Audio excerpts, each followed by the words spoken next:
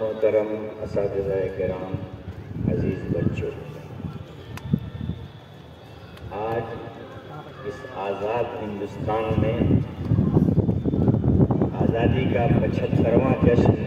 پورا ہندوستان منا رہا ہے۔ پورا ہندوستان بلا تفریق مذہب اور بلا تفریق مسلک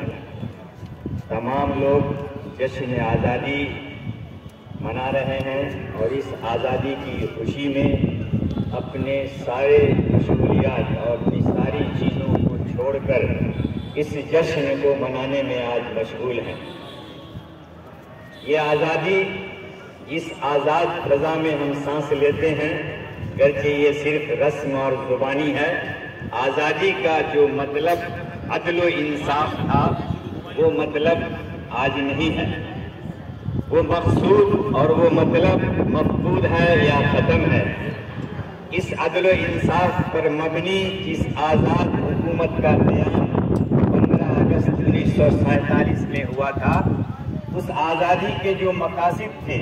بزرگوں نے، ہمارے اسلاف نے بلا تفریق مذہب، ہر مذہب اور ہر دھرم کے ماننے والے، اس لیے ہمارا اور پورا ہندوستان یہ نعرہ لگاتا ہے، ہندو، مسلم، سکھ، عیسائی آپس میں ہے بھائی بھائی۔ سب نے مل کر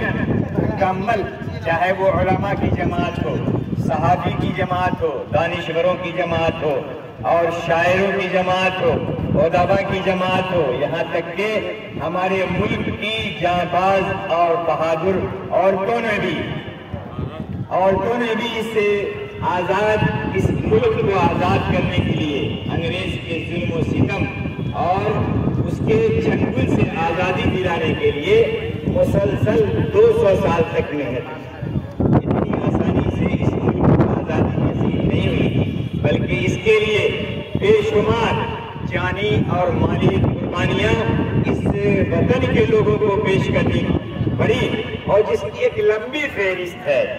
اور اس لمبی فہرست میں سارے لوگ ہیں، ہر مکتب فکر، ہر مذہب کے ماننے والے، چاہے وہ جس دین اور دھرم سے تعلق رکھتے ہوں، سب نے مل کر اس ملک کو آزاد کرنے کی کوشش کی ہے، محنت کی ہے، اور سب نے اپنی جانی اور مالی قربانیاں دی۔